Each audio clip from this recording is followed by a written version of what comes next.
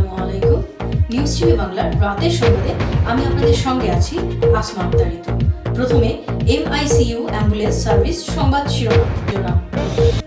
যথাযোগ্য মর্যাদায় উদযাপিত হচ্ছে শুভ জন্মাষ্টমী। ডিসেম্বরের মধ্যেই শেষ হবে 10টি ইউটার্নের কাজ।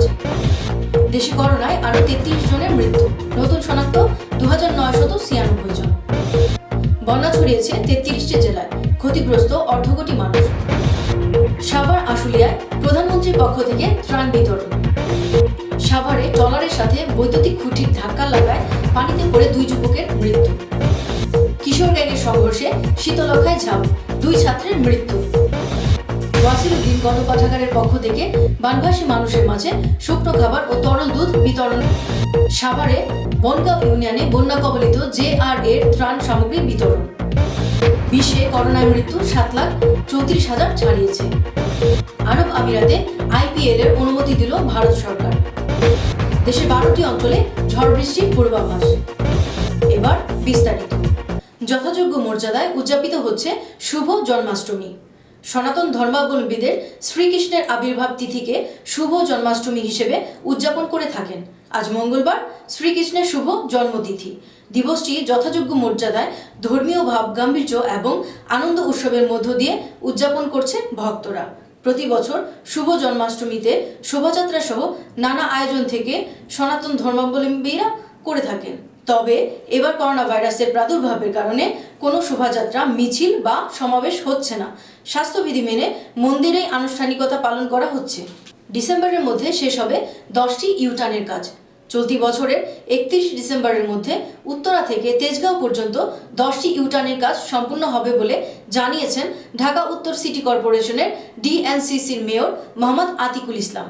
রাজধানীর এয়ারপোর্ট রোডের কাওলা থেকে তেজগাঁও নাবিস্কো পর্যন্ত ইউটার্নগুলোর নির্মাণ কাজ পরিদর্শনকালে একথা বলেন তিনি। দেশে করোনায় আরও 33 জনের মৃত্যু, নতুন শনাক্ত 2996 জন। দেশে করোনা ভাইরাস আক্রান্ত হয়ে একদিনে আরও 33 জনের মৃত্যু হয়েছে। এ নিয়ে করোনায় দেশের মৃতের সংখ্যা বেড়ে দাঁড়ালো 3,471 জন। একই সময়ে নতুন রোগী শনাক্ত হয়েছে 2,996 জন। বেলা 2:30টায় স্বাস্থ্য অধিদপ্তরের নিয়মিত বুলেটিনে যুক্ত হয়ে করোনা ভাইরাসের পরিস্থিতি সর্বশেষ তথ্য নিশ্চিত করেন অধিদপ্তরের অতিরিক্ত মহাপরিচালক অধ্যাপক নাসিমা সুলতানা। বন্যা ছড়িয়েছে 33টি জেলায়, ক্ষতিগ্রস্ত অর্ধকোটি মানুষ।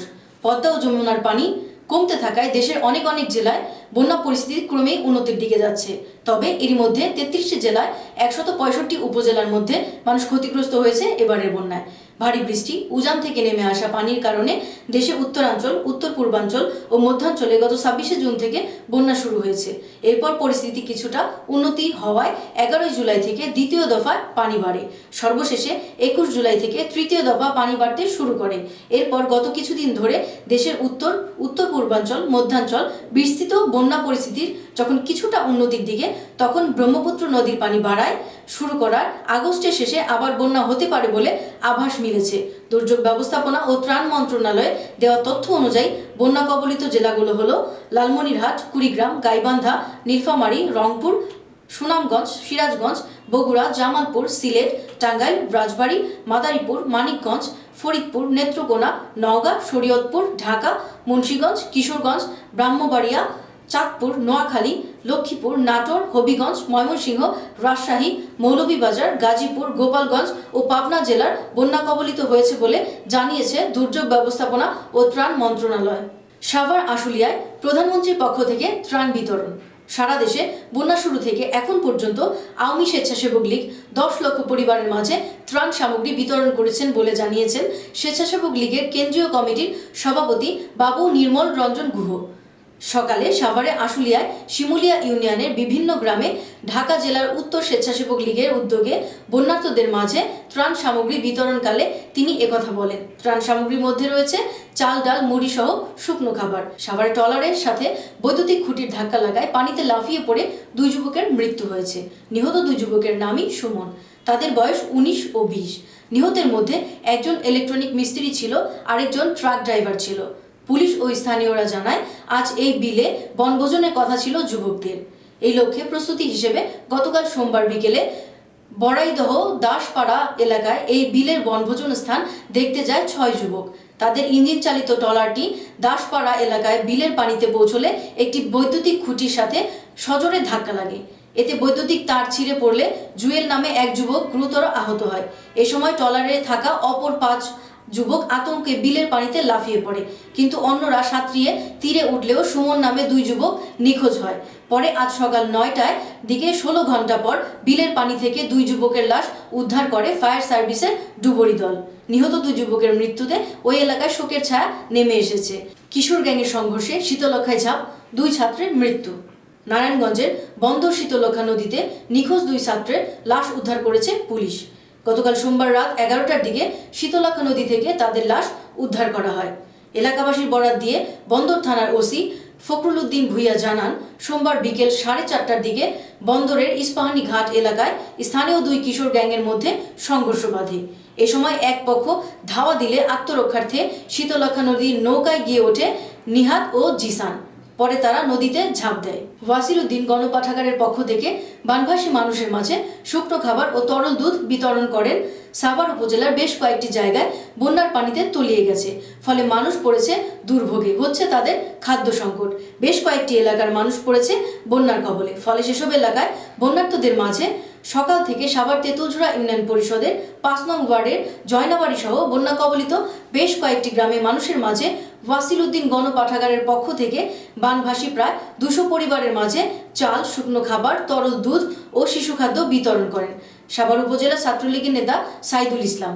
পরে ছাত্রলীগের নেতা সাইদুল ইসলাম জানান, ওয়াসিল উদ্দিন গণপাঠাগারের পক্ষ থেকে আমরা বন্যা পরবর্তী সময়েও ক্ষতিগ্রস্ত অসহায় পরিবারের পাশে থেকে কাজ করে যাব। এ সময় সাভার যুবলীগের, ছাত্রলীগ সহ অন্যান্য গণ্যমান্য ব্যক্তিবর্গ উপস্থিত ছিলেন।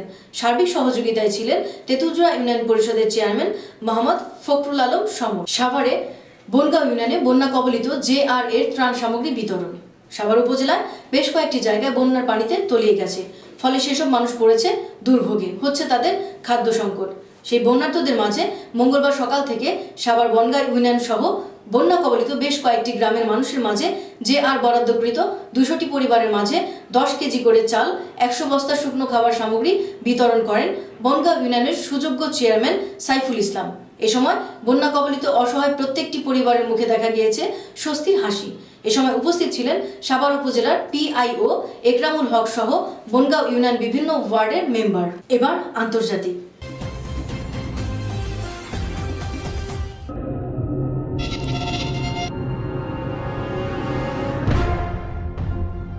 বিশ্বে করোনার মৃত্যু 7,34,000 ছাড়িয়েছে।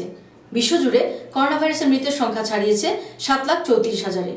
জনস হপকিন্স বিশ্ববিদ্যালয়ের তথ্য অনুযায়ী মঙ্গলবার সকাল পর্যন্ত বিশ্বে করোনায় আক্রান্ত হয়েছে 2,14,913 জন, আর মৃত হয়েছে 7,34,755 জন।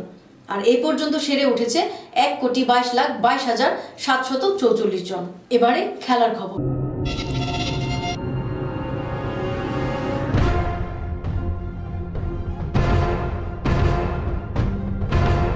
আরব আমিরাতে IPL এর অনুমতি দিল ভারত সরকার। Board of control for cricket in Indian BCCI অবশেষে সংযুক্ত আরব আমিরাতে ইন্ডিয়ান প্রিমিয়ার লিগ ক্রিকেটের আসর শুরু করার অনুমতি পেয়েছে। ভারতের সরকার দেশের বাইরে IPL এর জন্য অনুমতি দিয়েছে। নরেন্দ্র মোদী সরকার দেশের বাইরে IPL এর আয়োজনের অনুমতি দেয় BCCI-কে। 2020 মৌসুমের IPL তাই সংযুক্ত আরব আমিরাতেই হচ্ছে।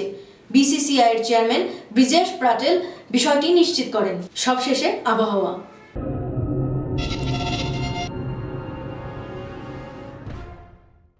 দেশের 12টি অঞ্চলে ঝড় বৃষ্টির পূর্বাভাস। ফরিদপুর, রংপুর, খুলনা, চট্টগ্রাম, সিলেট সহ দেশের 8 বিভাগের 12টি অঞ্চলে আজ ঝড় বৃষ্টি হতে পারে বলে আবহাওয়া পূর্বাভাসে জানিয়েছে। ভোর 5টা থেকে রাত 1টা পর্যন্ত দেশের অভ্যন্তরীণ নদী বন্দরে পূর্বাভাসে বলা হয়েছে রংপুর, বগুড়া, ফরিদপুর, মাদারীপুর, খুলনা, বরিশাল, পটুয়াখালী, নোয়াখালী, কুমিল্লা, চট্টগ্রাম, কক্সবাজার ও সিলেট অঞ্চলের ওপর দিয়ে দক্ষিণ বা দক্ষিণ পূর্ব দিক থেকে ঘন্টায় 45 থেকে 60 কিলোমিটার বেগে বৃষ্টি অথবা বজ্রসহ বৃষ্টি, অস্থায়ীভাবে দমকা বা ঝোড়ো হাওয়া বয়ে যেতে পারে। এসব এলাকার নদীবন্দরকে 1 নম্বর সতর্ক সংকেত দেখিয়ে যেতে বলা হয়েছে। দিনের তাপমাত্রা প্রায় অপরিবর্তিত থাকতে পারে বলে পূর্বাভাসে বলা হয়েছে। সবার আগে সর্বশেষ খবর পেতে নিউজ টিভি বাংলার পেজে লাইক দিয়ে আমাদের সঙ্গেই থাকুন। ধন্যবাদ সবাইকে।